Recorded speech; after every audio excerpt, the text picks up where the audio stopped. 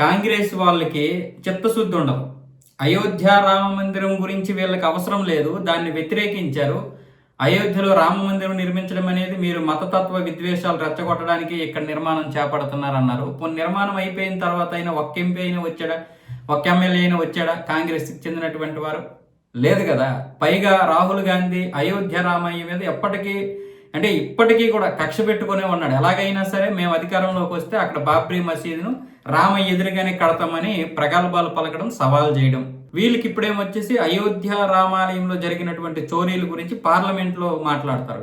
వీళ్ళకి హక్కు ఉందా పార్లమెంట్ లో మాట్లాడడానికి? చోరీలు జరిగిన మాట వాస్తవం. చోరీలు జరిగితే గవర్నమెంట్ చూసుకుంటది.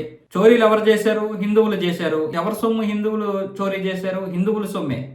మేం పడతాం. మీకెందుకు సిగ్గు, లజ్జ, మానం, మర్యాద ఉంటే కాంగ్రెస్ ఎంపీలకి ఇప్పటికైనా సరే నేలకు ముక్కు రాసి మీరు క్షమాపణలు చెప్పాలి. అయోధ్య రామ విరాళాల గురించి మీరు మాట్లాడడానికి మీరు ఎవడో? ఒక రూపాయిని హుండీలో వేశారా? మీరు ఒక్కరైనా హుండీలో వేశారా?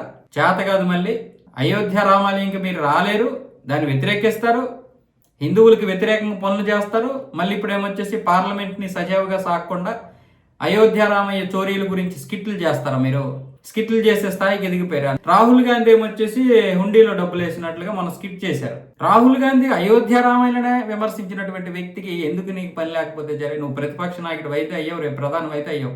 ప్రధాని ఇలాంటి ప్రధానులు అయితే హిందువులు పూర్తిగా ఊచకోతకు గురవుతారు. హిందువుల్ని ఇలా తలలు నరికేసినా సరే కనీసం నువ్వు ఒక వ్యతిరేక కామెంట్ చేయవు వాళ్ళపై. కాబట్టి మీలాంటి వాళ్ళు పార్లమెంట్లో దాని గురించి మాట్లాడాల్సిన అవసరం లేదు. మేము హిందువులు మీరు మాట్లాడండి అని మిమ్మల్ని ఎవడు కూడా ఇప్పుడు అడగలేదు, వత్తాసు పలకలేదు. మీకెందుకు? అయోధ్య రామాలయం వేలాలే చోరీ జరిగిందో లేకపోతే రామాలయమే చోరీ జరిగిందో మీకెందుకు పని లేకపోతే జరి? మిమ్మల్ని ఎవడవడమని చెప్పాడు? మీకు ఆ హక్కు ఏముంది? ఈరోజు నేను ప్రశ్నిస్తున్నాను, మీకు హక్కు ఉందా?